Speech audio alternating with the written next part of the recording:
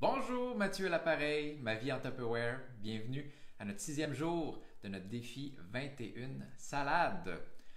Pour nous retrouver facilement, hashtag 21 salades.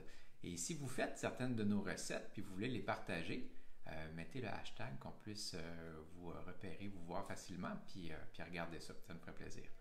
Alors, aujourd'hui, lentilles que j'ai préalablement cuites et champignons que j'ai préalablement fait sauter.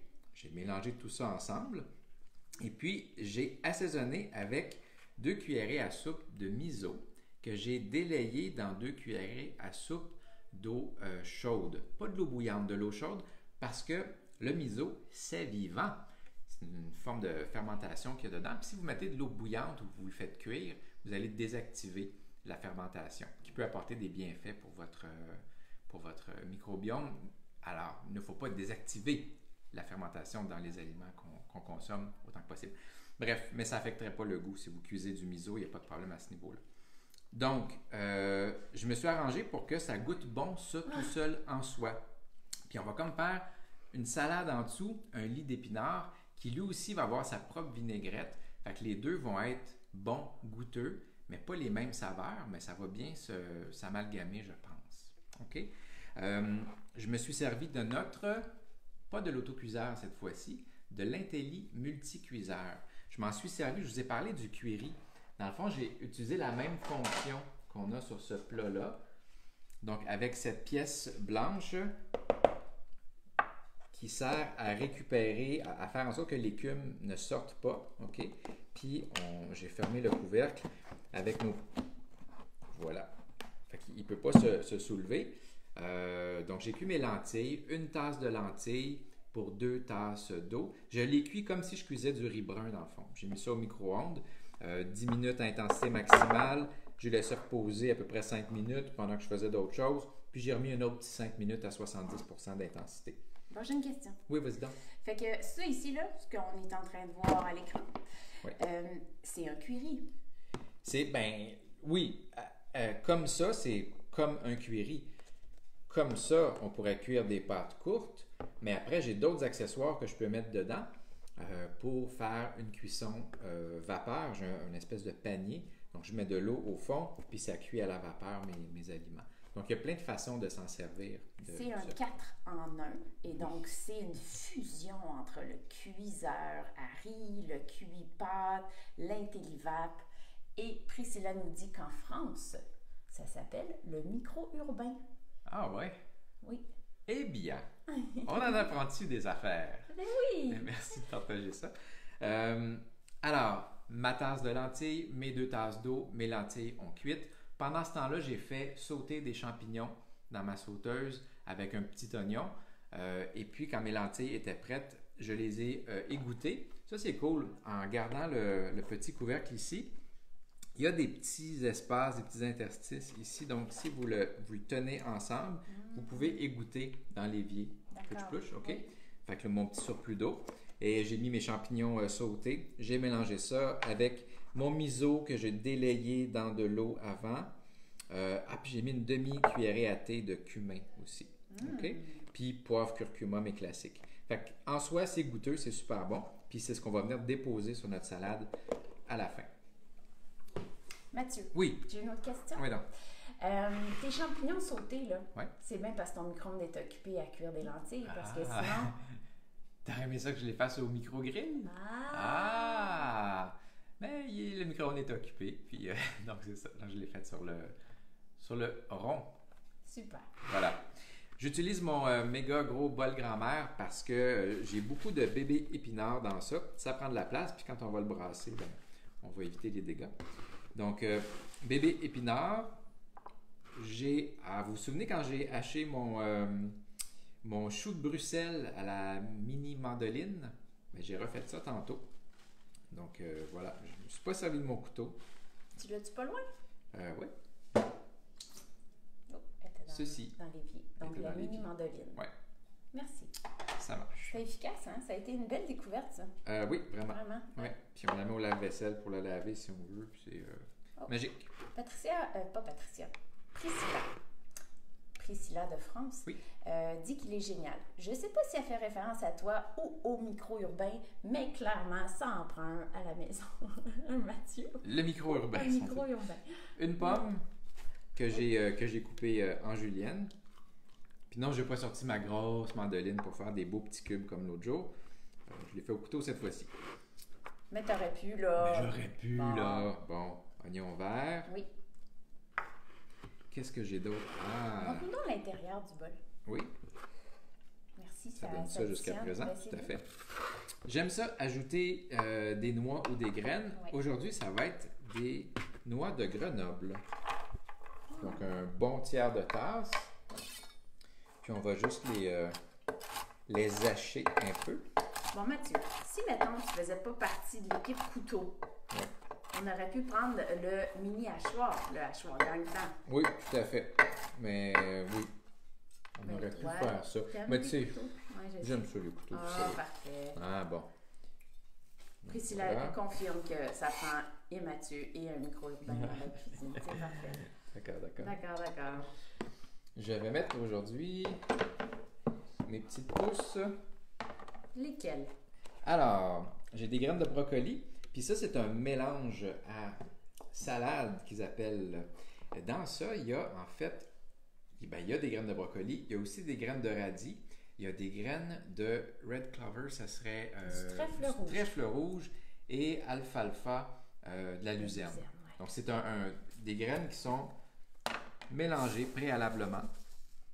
Donc, on aime ça parce que ça vient encore une fois varier les nutriments, n'est-ce pas? Et, ah ben tiens, je vais vous faire une démonstration parce que, comme hier, je l'ai mis dans mon IntelliFrais, ben, il faut que je m'en reparte une autre batch que je dois faire tremper. Pour moi, Comment ça Mom sont sur le fonctionne? bord de nous commanditer, là. Ben, j'espère bien. Non, mais il y a d'autres marques tradition. Non, tu sais, ça peut être autre chose. Là. Je mets 2 cuillerées à soupe, comme ceci.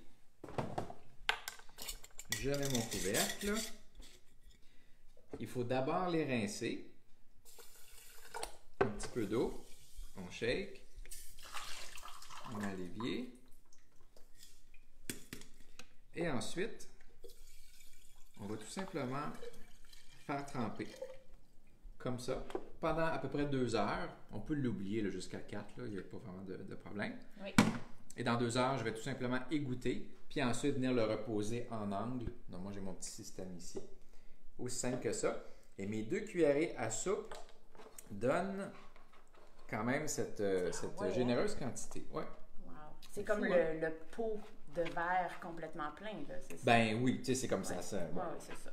une grosse moitié du pot, là, 2 tiers, là, certainement. Donc voilà, j'ajoute ça dans ma salade.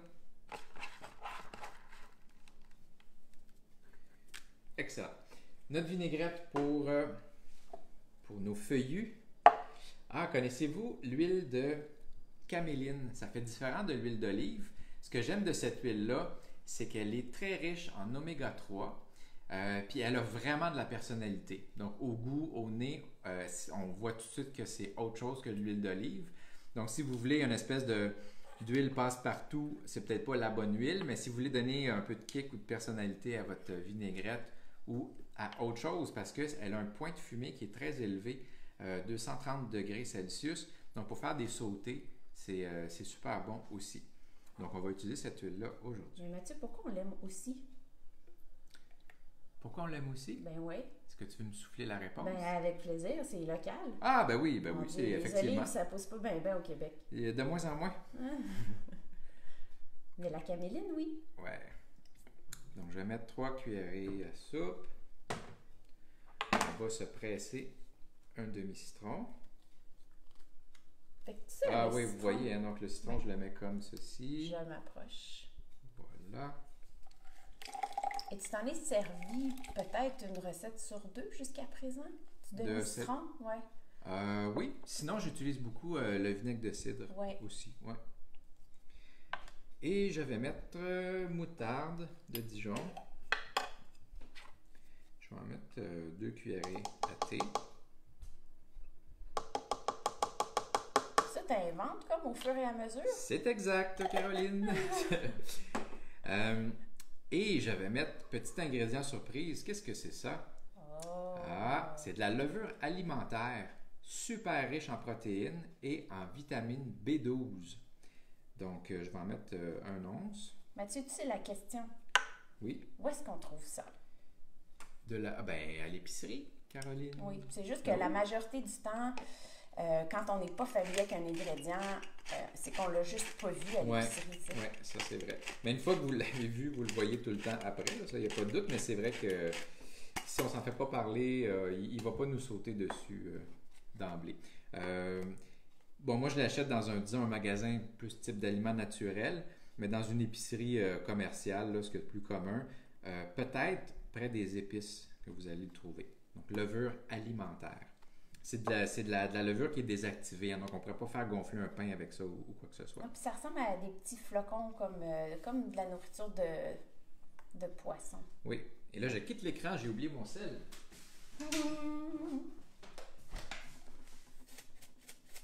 Voilà. Donc, ça va être ça pour notre vinaigrette pour le lit d'épinards. Ben, c'est un beau lit d'épinards, ça, en tout cas. Oui. Ouais. Ça ressemble à ça. T'es-tu forcé pour le public? Parce qu'il me semble que cette recette-là, d'habitude, tu la fais pas avec autant de variété. Ben oui, je me suis forcé pour le public. Ouais. En fait, mes salades du dîner, comme ça constitue mon repas, je me force un peu plus. Fait que, tu sais, j'essaie d'amener plus de variété, tout ça. Mais on remange toujours une petite salade le soir avec le repas principal. Puis celle-là, j'avoue qu'il y a un peu moins de variété, mais ça me fait quand même gonfler ma quantité de légumes que je mange le soir. Donc, voilà. Puis en parlant de soir, c'est-tu hier qu'on a publié tard? Oui. Puis en fait, une salade repas, là, ça se mange aussi le soir. Ah oui, c'est sûr. Oui, complètement. C'est pas... nous, ça donne qu'on a choisi de faire nos dîners comme ça. Mais bien sûr que ça pourrait être le soir. Quelqu'un qui voudrait manger un petit peu plus léger, justement, le soir, qui ne veut pas se sentir lourd ou quoi que ce soit, ça peut être bien d'en intégrer le soir également. Oui. On démystifie les croyances, hein, comme les personnes qui pensent que la salade, c'est juste l'été qu'on mange ça. Ouais. Oh, Caroline Bouchard, du Nautilus. Hey, salut! Elle dit, elle a l'air excellente, cette salade. Oui. Pour la santé, pour le goût. Alors, c'est tout pour aujourd'hui. On se revoit demain, vendredi. Vendredi, on se voit demain. Au menu, il y aura des betteraves râpées. On va sortir le maître arabe demain. Oh là là! Ouais. Excellent. À Merci. demain, bon appétit. Ciao!